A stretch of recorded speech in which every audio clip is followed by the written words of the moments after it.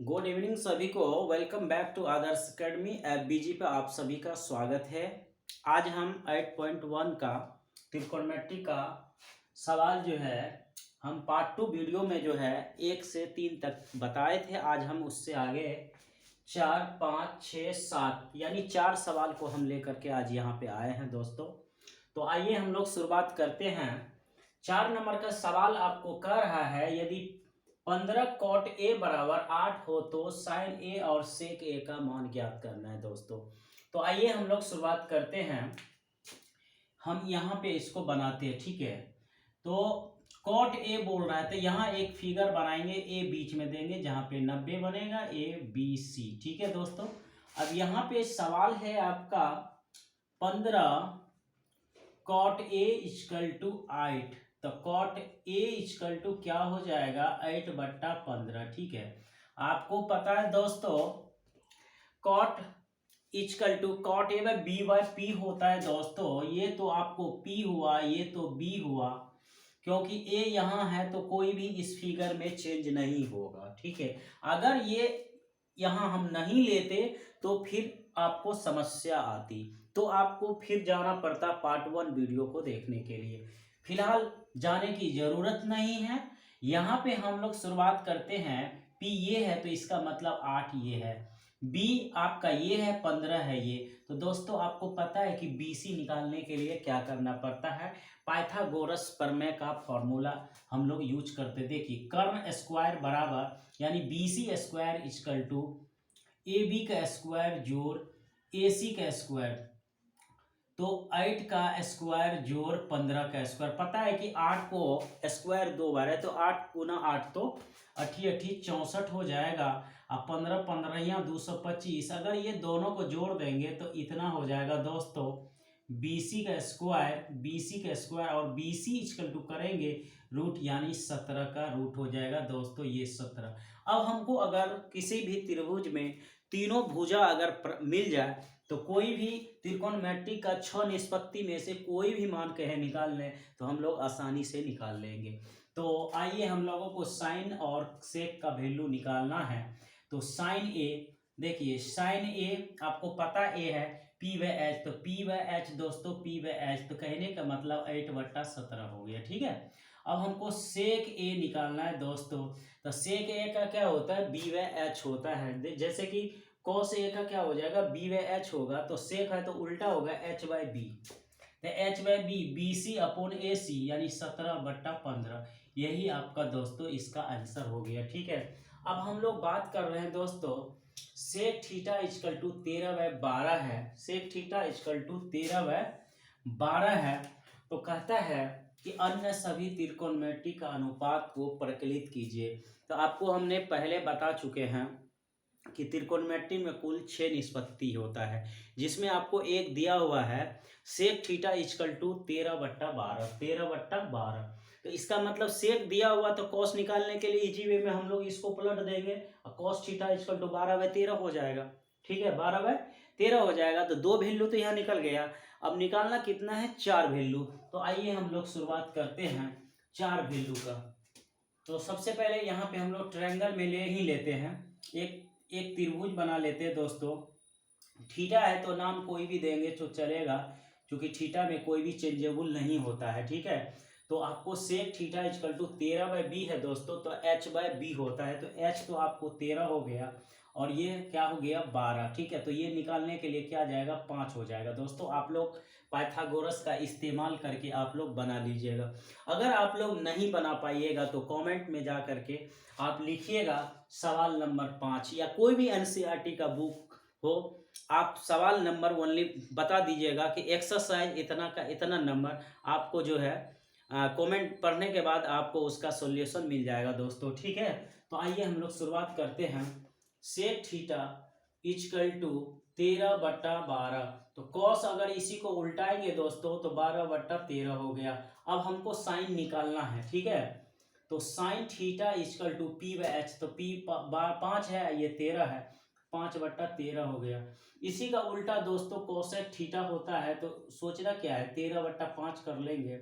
अब क्या बच गया दोस्तों टेन थीटा, तो टेन थीटा बराबर पी बाई बी होता है दोस्तों, ये बटा बी।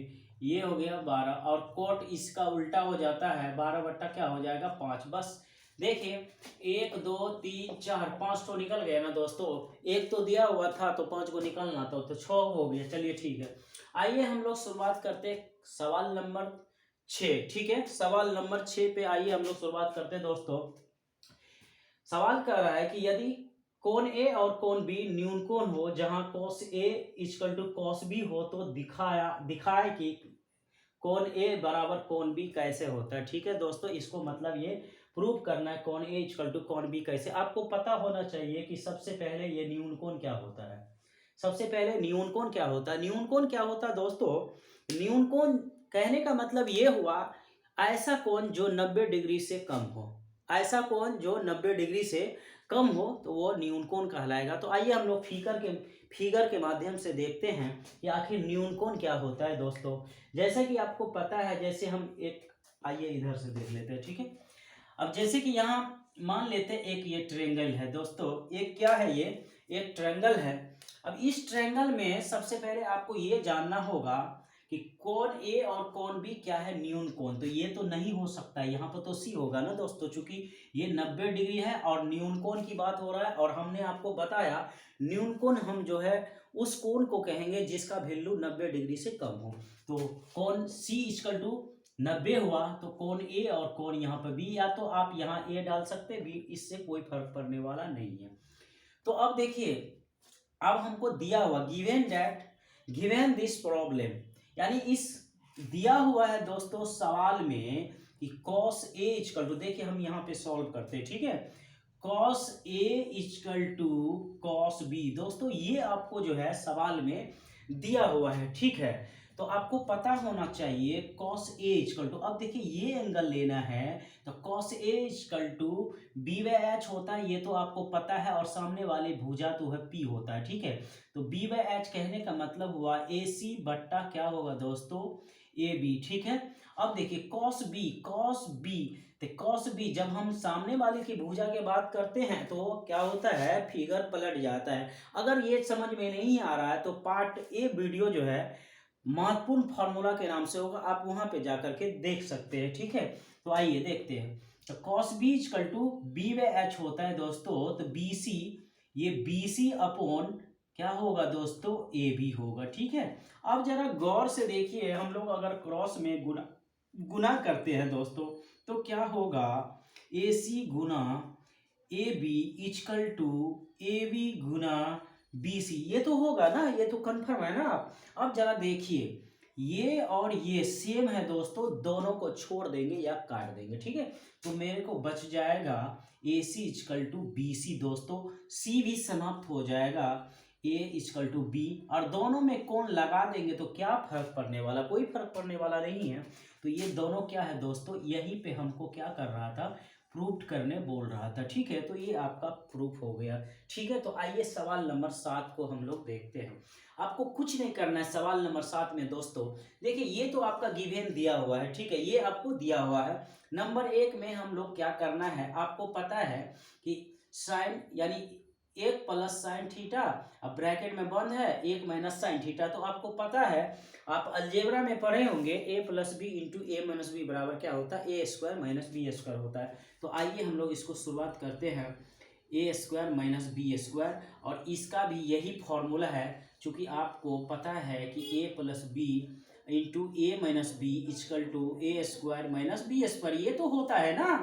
अब आइए बात कर लेते हैं, यहाँ भी होता है ये। आपको हमने पार्ट ए वाले जो फॉर्मूला बता रहे थे वीडियो, उसमें आपको बताया गया था कि 1 minus sine square theta equal to क्या होता है दोस्तों? तो 1 minus sine square theta equal to क्या होता है? Cos square theta. 1 minus cos square theta equal to होता है क्या? Sine square theta. अब जरा देखिए कि cos square theta upon sine square theta equal to क्या होता है?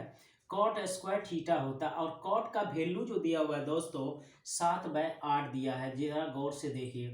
तो 7/8 का होल स्क्वायर क्या करेंगे? 49/64, ये आपका आंसर होगा। अब ये कहता है 2 नंबर का भी मान ज्ञात करना, तो क्या है? 2 नंबर में कुछ नहीं है, बस दिया हुआ और वैल्यू को क्या करना है? हमको पुट कर लेना है। और इसको क्या करेंगे 7 49 80 80 64, ये आपको आंसर हो गया दोस्तों। तो अब हम बात कर लेते हैं, अब जो हम वीडियो पार्ट 3 लेकर के आने, पार्ट ये तो 3 होगा, पार्ट 4 लेकर जो आएंगे दोस्तों, उसमें हम कोशिश करेंगे कि 8.1 समाप्त हो जाए दोस्तों। चूंकि बोर्ड जो मेरा छोटा है इसलिए हम ज़्यादा सवाल को नहीं ले सकते हैं।